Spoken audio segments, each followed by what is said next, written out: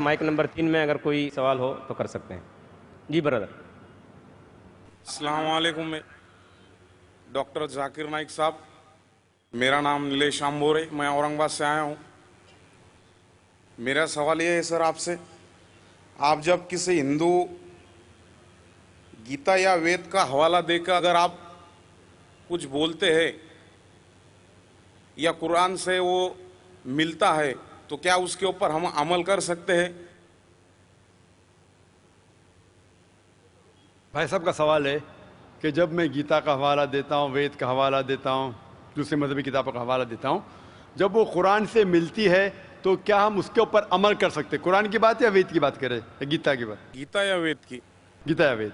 تو اگر جو چیز وید اور گیتا میں لکھی ہے اور جو قرآن سے ملتی ہے، کیا ہم ان پہ عمل کر سکتے ہیں؟ میرا کہنا یہ ہے کہ قرآن کو کہا گیا فرقان. فرقان مطلب وہ چیز جو سچ اور جھوٹ کے بیچ میں جو ڈفرنس ہے اس کو پہچانتی ہے. فرقان یعنی فرق، حق اور باطل کے درمیان جو فرق ہے اس کو پہچانتی ہے قرآن. جس طریقے سے میں نے کہا کہ کئی پیغمبر آ چکے محمد صلی اللہ علیہ وسلم کے پہلے، اسی طریقے سے قرآن میں لکھا ہے سورہ رعد میں سورہ نمبر 13 آیت نمبر 38 میں کہ ہم نے ہر دور میں ایک کتاب نازل کی ہے. نام سے صرف 4 کتابوں کا ذکر ہے: توراہ، زبور، انجیل اور فرقان، قرآن.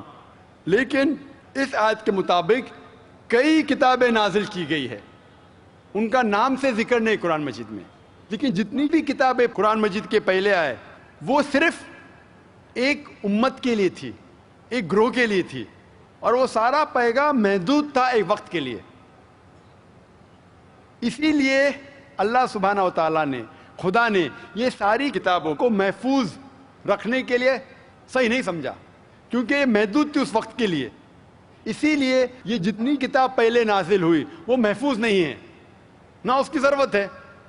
لیکن کیونکہ قرآن مجید آخری کلام ہے اللہ سبحانہ و تعالیٰ کا، اسی لیے اللہ سبحانہ و تعالیٰ خود کہتے ہیں سورہ ہجر میں سورہ نمبر 15 آیت نمبر 9 میں کہ ہم نے اس قرآن مجید کو نازل کیا ہے اور ہم اس کی حفاظت کریں گے. تو جتنے پہلے کتابیں آئے ان کے اندر ملاوٹ ہو چکی ہے.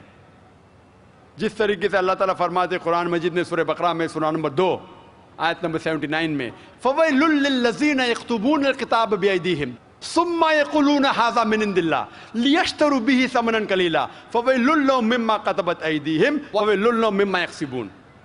لعنت ہے ان لوگوں پہ جو لوگ کتاب اپنے ہاتھ سے لکھتے ہیں اور کہتے ہیں یہ خدا کی طرف سے ہے. لعنت ہے ان لوگوں پہ جو کماتے ہیں، لعنت ہے ان لوگوں پہ جو لکھتے ہیں. تو اس سے یہ ظاہر ہوتا ہے کہ جتنے پہلے کتابیں آئے ان میں ملاوٹ ہو چکی ہے.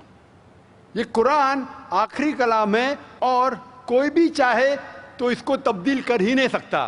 خدا خود، اللہ سبحانہ و تعالیٰ خود اس کی حفاظت کریں گے.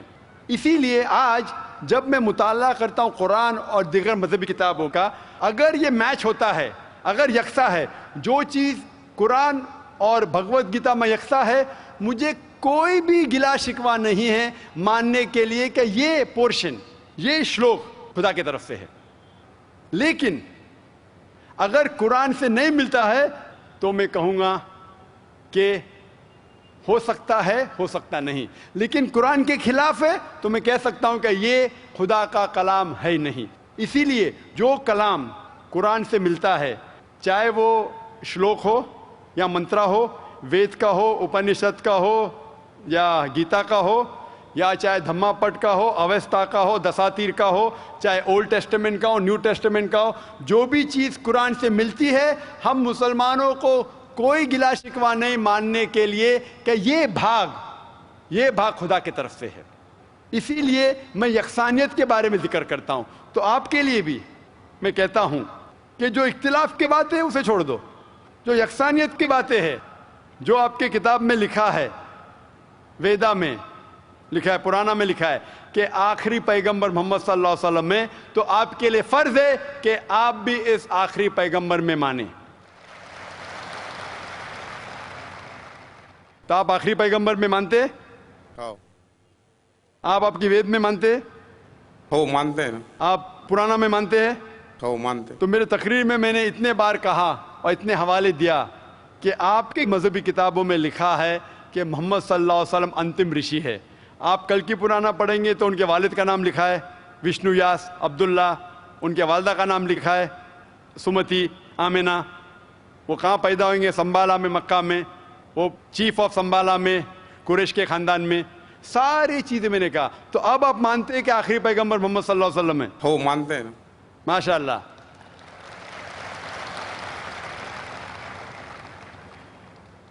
تو آپ مانتے ہیں کہ خدا ایک ہے؟ ہو بالکل. آپ مانتے ہیں خدا کی کوئی بھی پرتیما نہیں ہے بے شک. اور صرف خدا کی عبادت کرنا چاہیے؟ صحیح. تو آپ یہ مانتے ہیں کہ خدا ایک ہے اور محمد صلی اللہ علیہ وسلم آخری پیغمبر ہے؟ ہو. تو جو شخص اس بات کو مانتا ہے کہ خدا ایک ہے اور محمد صلی اللہ علیہ وسلم اس کے آخری پیغمبر ہے تو اسے ہم کہتے ہیں عربی میں مسلم، یعنی وہ شخص جو امن حاصل کرتا ہے اپنے خواہش اللہ کے احکامات کے مطابق. تو آپ مانتے اللہ ایک ہے اور محمد صلی اللہ علیہ وسلم آخری پیغمبر ہے؟ ہو مانتے. تو آپ چاہتے کہ اسلام قبول کرے؟ لا الہ الا اللہ محمد رسول اللہ. ماشاء اللہ، ماشاء اللہ، ماشاء اللہ، سبحان اللہ. آپ سے زبان سے کہہ دیے کہ اللہ ایک ہے، اس کے علاوہ کوئی معبود نہیں عبادت کے لائق، اور محمد صلی اللہ علیہ وسلم آخری پیغمبر، آپ مسلمان ہیں. جس طریقے سے آپ نے سوال کیا مجھے شک ہو رہا تھا کہ ماشاء اللہ آپ مومن ہیں، اور میں دعا کرتا ہوں اللہ سبحانہ تعالیٰ سے کہ آپ کو انشاءاللہ اس دنیا اور آخرت میں سفلتا دے.